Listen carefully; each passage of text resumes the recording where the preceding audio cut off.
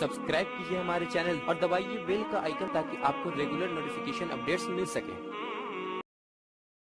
لا إله إلا الله محمد رسول الله عليه صلاة الله وآله والأحبة۔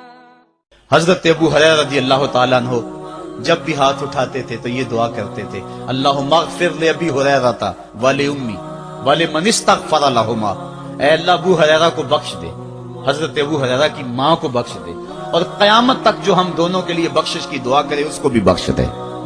حضرت امام محمد بن سیرین ایک بزرگ ہوئے تابعی، جب بھی دعا کرتے تھے یہ دعا ضرور کرتے تھے، اے اللہ ابو ہریرہ کی بخشش کر دے۔ کسی نے کہا کہ تمہیں ابو ہریرہ رضی اللہ تعالیٰ عنہ کی ماں سے بڑی ہمدردی ہے، کہا ان سے جو ہمدردی ہونی ہے وہ تو ہونی ہے۔ انہوں نے کہا ہوا ہے اللہ ابو ہریرہ اور ان کی ماں کو بخش دے، جو ان کے لیے دعا کرے اس کو بھی بخش دے۔ تو میں دعا کر کے اپنی بخشش پکی کر رہا ہوں۔ تو والدین کے لیے دعا کرنا اللہ کی رحمت کو دعوت دینا ہے۔ تو فرمایا کہ جاؤ اویس بن عامر کو جانا اور جا کے اس کو میری امت کے لیے دعا کا کہنا۔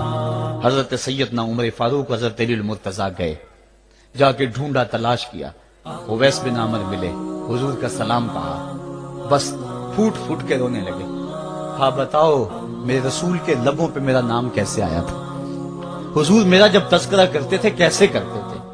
یہ درد دیکھا تو بولے کہ کیا آپ اتنی محبت رکھتے ہیں تو پھر ملنے کیوں نہیں آئے حضور، اتنا جو پیار رکھتے ہیں تو زیارت کرنے کیوں نہیں آئے۔ تو حضرت اویس کرنی نے بات کے رخ کو بدلا، کہا تم نے میرے رسول کو دیکھا، تم نے میرے رسول کی زیارت کی ہے؟ کہا ہاں ہم تو صبح و شام وہاں رہے ہیں۔ کہا پھر بتاؤ حضور کے یہ ابرو جڑے ہوئے تھے یا کھلے ہوئے تھے؟ اب دونوں حیران ہو گئے۔ ہاں تم نے تو دیکھا میں نے تو دیکھا نہیں، تم بتاؤ نا، پھر میں تو گیا نہیں، مجھے کہتے ہو گیا نہیں، تم بتاؤ حضور کے ابرو جڑے ہوئے تھے یا کھلے ہوئے تھے؟ حیران ہیں، کہا حضور آپ ہی بتلائیے۔ کہا کوئی دور سے دیکھتا تو جڑے ہوئے نظر آتے، قریب آ کے دیکھتا تو کھلے ہوئے نظر آتے۔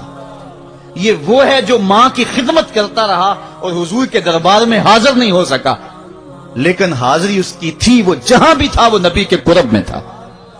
تو اس لیے ماں باپ کی خدمت اتنا بڑا وظیفہ ہے۔ حضرت بایزید بستامی کہتے ہیں میں نے حق معاف کروا لی اپنی ماں سے، کہ ماں تیرے حق ادا کروں یا اللہ کے حق ادا کروں، تو مجھے اپنے حق معاف کر دے، میں اللہ سے اپنے حق معاف کروا لیتا ہوں، اپنے اللہ کو راضی کر لیتا ہوں۔ جنگلوں میں گھومتے رہے، 12 سال بیت گئے، ایک دن دوبارہ آئے، بستان کی سمت سے گزرے، خیال آیا چلو ماں کو سلام کر جاؤں۔ تہجد کا وقت تھا، رات کا وقت تھا، دروازے پہ کھڑے رہ گئے کہ میری ماں سوئی ہوگی، میں نے کبھی کوئی خدمت نہیں کی ماں کی، تو اب اٹھا کے تکلیف کیوں دوں؟ ساری رات کھڑے رہے۔ جب تہجد کا ماں وقت گزرا تو نالی سے پانی آیا، سمجھ گئے کہ میری ماں تہجد کے لیے اٹھی ہے، دروازے کے قریب ہو گئے۔ ماں نے ہاتھ اٹھا لیا، کہ اللہ میرا بیٹا بایزید تیری طلب میں نکلا ہوا ہے، میں نے اسے اپنے حق معاف کر دیے، تو اس کو اپنا وصال عطا کر دے۔